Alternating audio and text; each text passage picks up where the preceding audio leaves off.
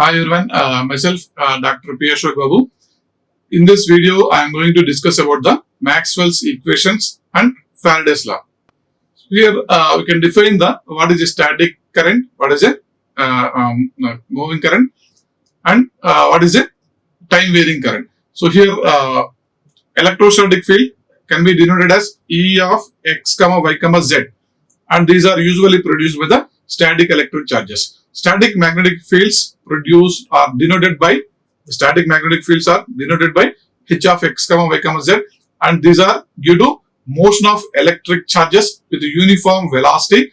Are static magnetic charges.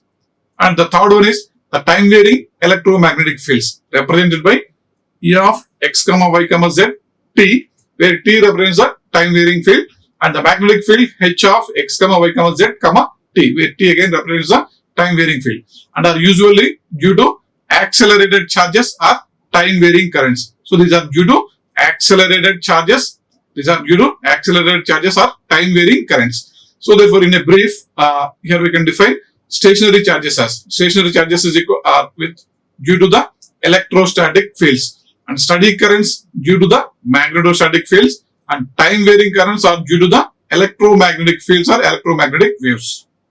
So here we can these are the examples of time varying currents. So first one is a sinusoidal current, then is a rectangular wave, then triangular wave. Sinusoidal current, rectangular wave, and triangular wave. So these are the time varying currents. So because of this, we can have the EM wave, electromagnetic wave.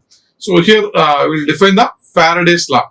So according to Faraday's experiments, a static magnetic field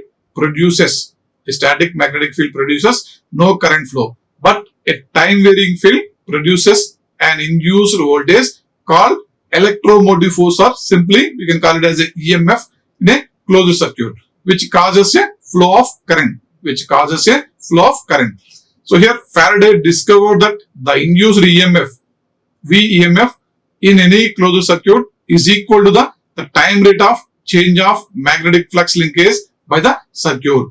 So I repeat once again, the Faraday discovered that the induced EMF, VEMF, in any closed circuit is equal to the time rate of change of the magnetic flux linkage by the circuit. So this is called the Faraday's law, and it is expressed as VEMF is equal to minus d lambda by dt, where lambda is the flux linkage through the circuit diagram,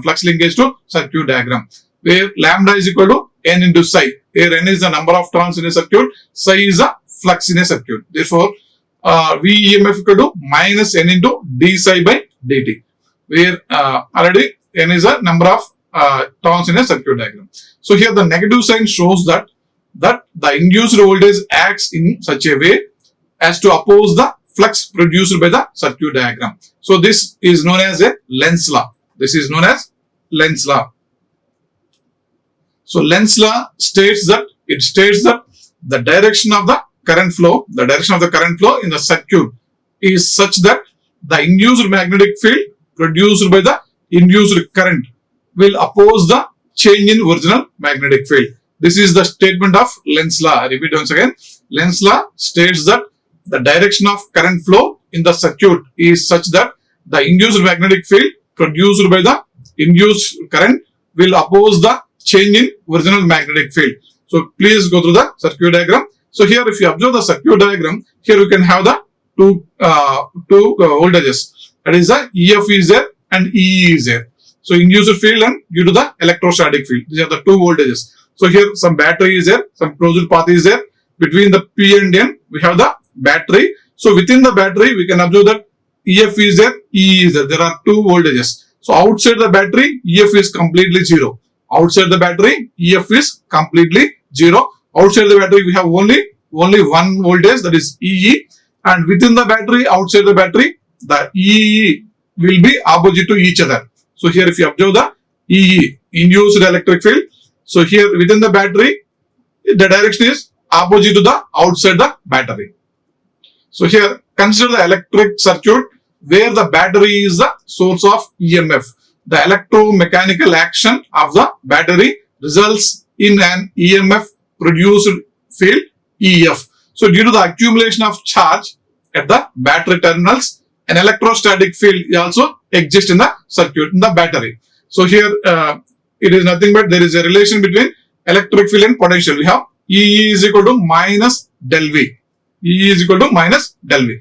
The total electric field at any point is equal to EF plus EE. EF plus EE. Note that here you can observe that EF is 0 outside the battery. EF and EE have opposite directions in the battery. And the direction of E inside the battery is opposite to that of outside the battery. So here we can observe that. So EE in the battery to the direction of EE in the battery to the outside the battery will be opposite to each other. So EF is outside the battery completely 0.